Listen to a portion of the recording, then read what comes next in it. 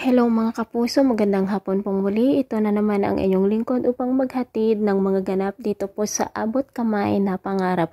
Dahilan nga po sa pagpapahiya na naman ni Moira kay Lynette sa entablado na kung saan ay engagement nila ni Carlos ay hindi nga po matutuloy ang kanilang kasal.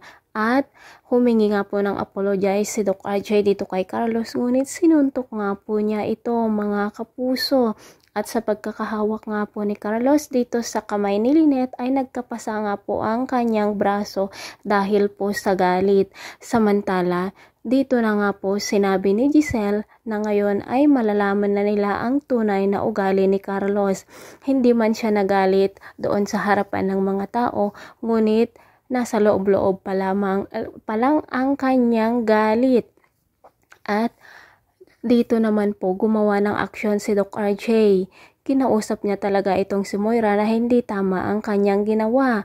Ngunit sinabi naman ni Moira na walang kwentang asawa itong si RJ, walang kwentang tao at walang kwentang doktor. Dahil nga po sa mga sinabi nito ni Moira, talaga pong nagalit si Doc RJ at sinampal nga niya itong si Moira mga kapuso. Buti nga sa kanya yun, diba, kasi napakasama talaga ng kanyang pag-uugali. Samantala, pinuntahan naman ni Annalyn si Doc Carlos upang sa ganun nga ay hihingi sana ng pasensya. Ngunit nagalit talaga si Doc Carlos dito kay Annalyn at naku, sinigawan pa niya ito mga kapuso. Siyempre, narinig ni Lynette ang pagsigaw ni Carlos dito sa kanyang anak at dito na nga sasabihin ni Lynette na hindi niya dapat sigawan si Annalyn. At dito na nga po malalaman ni Annalyn ang tunay na pag-uugali ni Carlos. Ngayon hindi pa siya naging parte ng kanilang pamilya ay gusto na niya talagang hawakan ang leeg ni Lynette. Kung kaya't naku, ayaw na namin na maging si Carlos ang asawa ni Lynette. O diba mga kapuso, mas mabuti na si Doc RJ na lamang. Ay naku, Diyos ko.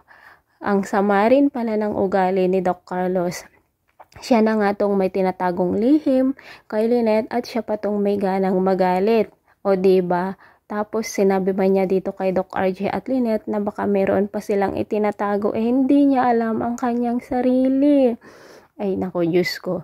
Nananalo na naman po talaga ang mga kontrabida at sa palagay ko si Doc Carlos na naman ang bagong magpapahirap dito kay Annalyn.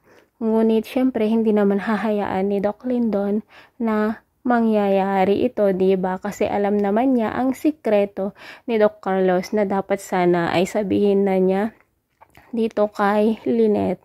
So ito lamang po ang aking update. Maraming salamat sa panonood. Bye-bye.